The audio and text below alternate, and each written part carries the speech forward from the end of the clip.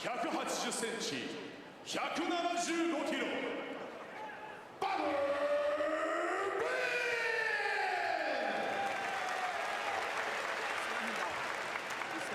赤コーナー175センチ、87キロ。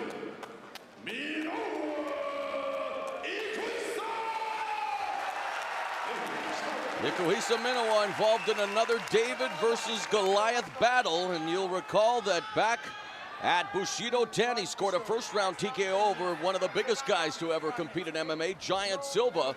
And now he takes on another big guy in Butterbean, and Trig, you can see Butterbean means business as he stares down the man who's not afraid to fight anyone, the punk Ikuhisa Minowa.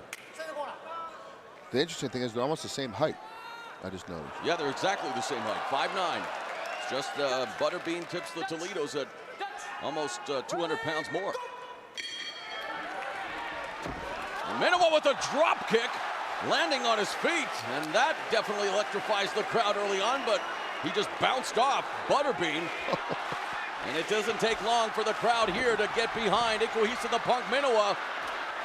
But after that second attempt at a drop kick, Butterbean now just puts all of his weight on top of Minowa in that half guard. I gotta be honest with you, I don't care how good you are at Brazilian Jiu-Jitsu, I don't want a guy like Butterbean on top of him. It's just too much girth, it's too much weight to deal with. Even if you get him back to full guard, he's so broad, your legs will never get completely closed.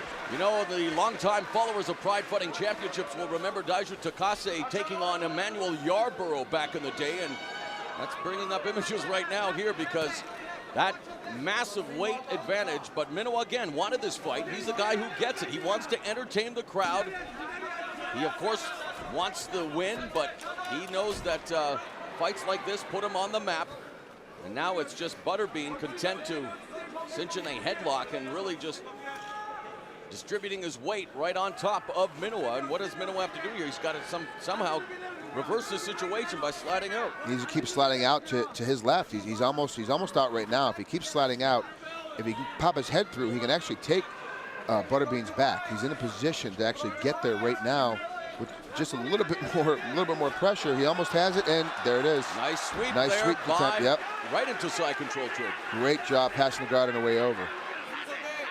Minowa's very tenacious. You know, I kind of make fun of him sometimes because he has one of the best entrances there is in MMA, and he always takes these really strange And you just matches. have to listen to the crowd. He's without a doubt probably next to the likes of Takanori Gomi, the most popular guy Absolutely. in the Bushido series for a Japanese fighter, and tremendous following here in his native Japan. Now attempting a knee strike there as Butterbean finds himself on the bottom now. The more he hits Butterbean, the better it is for Butterbean, actually. Butterbean actually is a guy that's very well versed in taking punching, taking hits, taking knees. He's used to the punishment. It's the submission game that you have to get on Butterbean that's going to confuse him a little bit more. So if Minowa wants to finish this fight, he's going to start locking in some submissions because that's where he's going to be able to beat Butterbean quickly.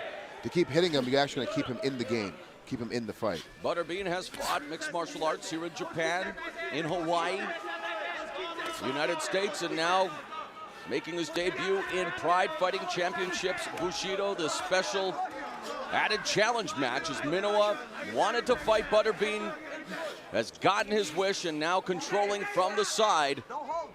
And Eric Butterbean Esch, of course, known as the boxing king of the 4-rounders. In fact, even one time back 4 years ago, lost a unanimous decision to the former world boxing champion, the Easton assassin, Larry Holmes. And has even done a little film work, appearing in the film Jackass the movie. So Butterbean is a character, no doubt about that. But right now is wishing he might have been somewhere else because he's on the bottom here and being controlled by Minowa.